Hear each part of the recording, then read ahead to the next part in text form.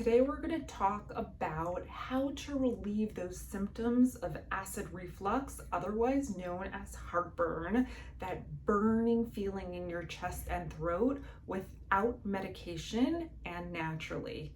Hey everyone, I'm Susan Winograd. This is Pelvicore Plus, and our mission is treating pelvic health and wellness using a total body approach. I know this is going to be surprising, but the respiratory diaphragm, the muscle for breathing that separates our chest cavity from our abdominal cavity, may be the culprit in your reflux. When we put food in our mouths, it travels down our esophagus through an opening in the diaphragm and then into our stomachs.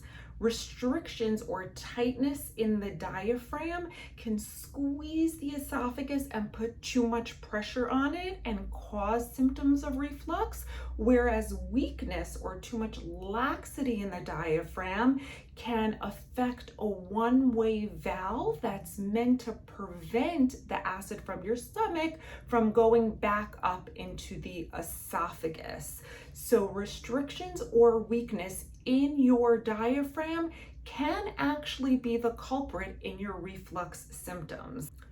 Releasing a tight or overactive respiratory diaphragm can actually take tension off of the esophagus and take pressure off of it and relieve symptoms of reflux.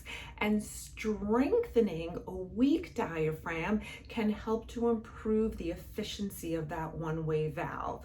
Very often when I'm working with my pelvic health clients and I'm working on their respiratory diaphragm, either releasing tension or strengthening a weak diaphragm, clients often report that their reflux symptoms have either improved dramatically or completely resolved.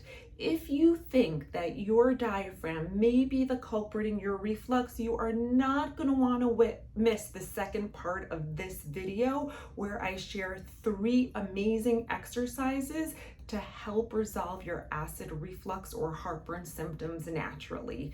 Don't miss it.